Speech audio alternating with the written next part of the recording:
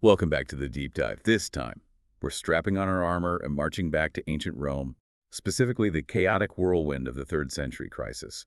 If you're a military history buff like me, you're going to love this deep dive. We've got crumbling empires, ambitious generals, and battles that reshaped the very map of Europe. It's a period often overshadowed by the grandeur of the Pax Romana. But the 3rd century crisis is a masterclass in resilience, adaptation, and how even the mightiest empires face moments of extreme vulnerability. Exactly. To kick things off, let's rewind a bit to the reign of Emperor Aurelian, a leader who practically wrestled the Roman Empire back from the brink of collapse. Imagine this. 2 massive breakaway empires, the Gallic and Palmyrene, have basically said, see you later, Rome, for almost a decade. We're talking Spain, France, even parts of Britain, all the way to Asia Minor and Egypt. It was a truly existential crisis for Rome, and Aurelian's response was nothing short of extraordinary. He campaigned relentlessly, crushing rebellions, reclaiming lost territories, and ultimately reuniting the fragmented empire. It was a feat of military genius, and one that earned him the title Restitutor Orbis, restorer of the world. He sounds like the Roman version of a one-man army. But even with all those victories, something had fundamentally changed. Roman cities, those bastions of power and civilization, started building defensive walls. Think about it. For centuries, Rome's legions had been on the offensive, expanding their borders. Now they were hunkering down, preparing for sieges. What does that tell us about the state of the empire? It's a powerful symbol of the shift in Roman military thinking. The Aurelian walls in Rome itself, still standing today, are a testament to this new reality. The empire was no longer invincible, and its leaders recognized the need to adapt their strategies to a more volatile and dangerous world. So, we've got Aurelian, this brilliant general holding things together. But even he couldn't escape the turmoil of the times. He met a rather unfortunate end, assassinated by his own Praetorian Guard. Talk about a betrayal. It's like something out of Shakespeare. Right. It certainly highlights the precarious nature of power in this era, even for someone as accomplished as Aurelian. His death ushered in another period of instability, setting the stage for the rise of one of Rome's most transformative figures. Diocletian. Diocletian, Right. the man who would reshape the very fabric of the Roman Empire. Yeah. His story is fascinating, especially from a military perspective. He wasn't born into power. He clawed his way up the ranks through sheer grit and determination. Starting as a common soldier, he rose through the ranks, proving himself in battle after battle, until he ultimately seized the imperial throne. Diocletian's ascent is a testament to the opportunities, however brutal, that existed within the Roman military system. His rise was fueled by both ambition and the chaotic circumstances of the times. He saw firsthand the weaknesses that had plagued the empire, the constant power struggles, the crumbling frontiers, and he was determined to fix it. And fix it, he did. But not in the way most people expected. He ditched the whole first citizen facade that previous emperors had clung to and declared himself an absolute monarch. No more pretending to be just another senator. Diocletian embraced the trappings of absolute power. Purple robes, elaborate ceremonies. He even adopted the title Dominus et Deus, Lord and God. It was a radical departure from the traditional image of a Roman emperor. Diocletian understood that in order to restore order, he needed to project an aura of unchallengeable authority. He drew inspiration from Eastern monarchies, embracing the concept of a divinely ordained ruler. This shift, which historians call the dominant, would have a profound impact on the empire's political and military structure. It sounds like he was building a brand new empire, one designed for stability and control. But here's where things get really interesting for our military history deep dive. Diocletian didn't just centralize power, he divided it. He split the empire in two, creating a western and eastern half, each ruled by an Augustus, with a designated successor, a Caesar, waiting in the wings. It was a system designed to address the very problems that had plagued Rome for decades, succession crises and external threats. The Tetrarchy, as this system was called, was Diocletian's attempt to streamline Roman governance and military command. He recognized that the empire had simply become too vast and unwieldy for one man to effectively manage. By dividing the empire into manageable units, each with its own emperor and military forces, he hoped to create a more responsive and resilient system. It's almost like he was creating a Roman task force. Right. 4 emperors strategically placed throughout the empire, each with their own elite troops, ready to tackle any threat that emerged.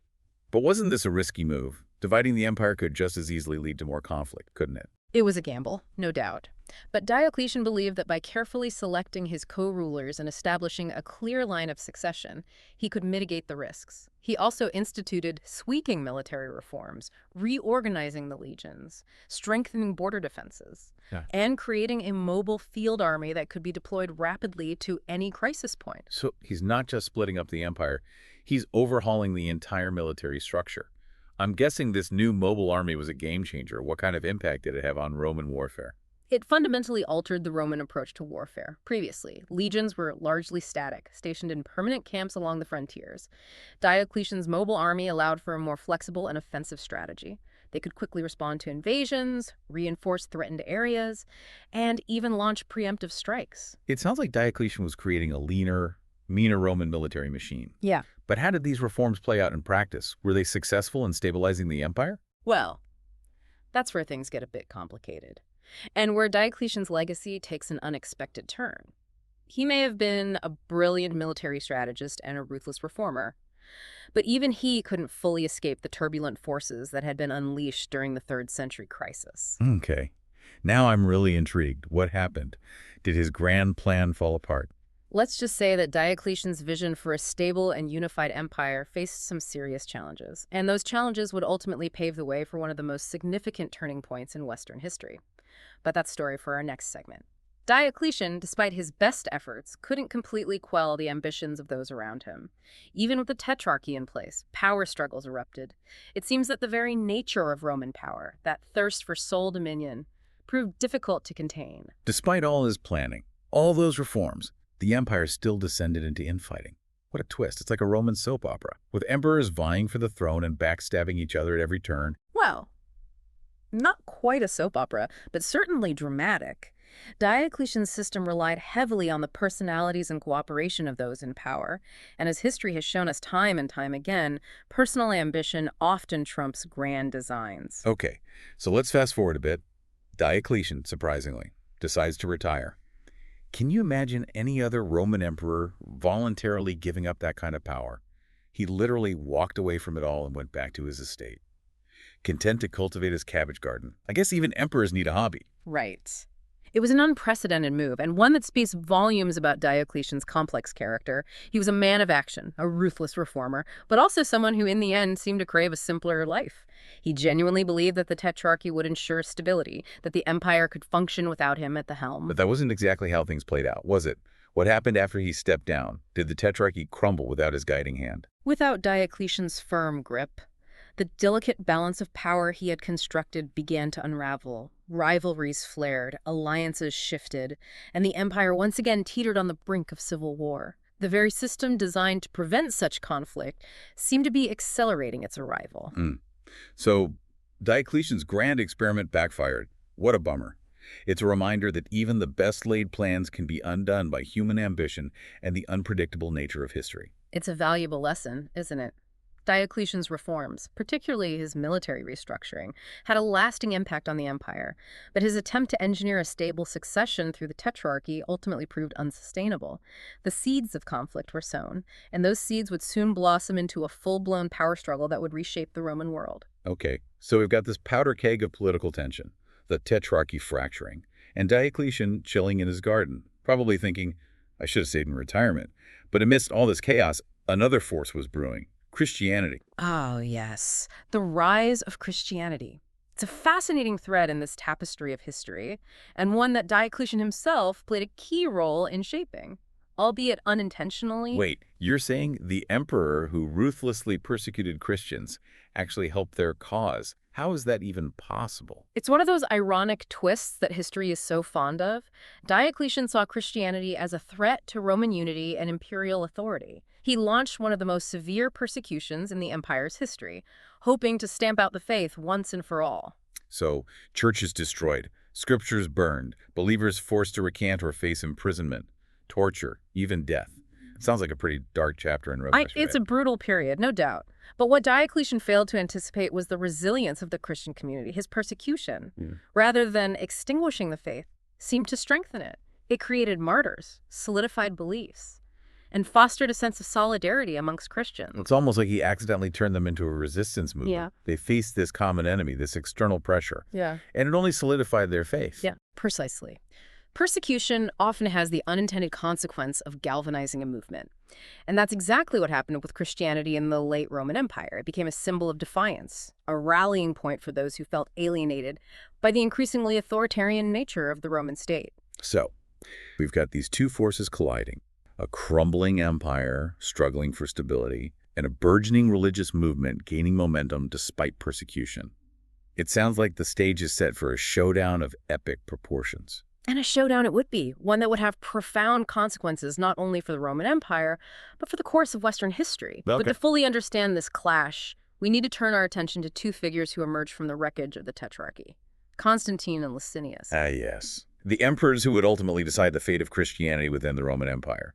One hailed as a saint, the other largely forgotten. It's a story full of intrigue, ambition, and those pivotal moments that shape the destiny of nations. And it's a story that takes us right to the heart of one of the most consequential periods in Roman history, a period that witnessed the transformation of an empire and the birth of a new world order. All right, so we've got Constantine and Licinius, two ambitious generals. Stepping into the power vacuum left by Diocletian's retirement, they managed to patch things up, at least temporarily, and even seal the deal with a strategic marriage.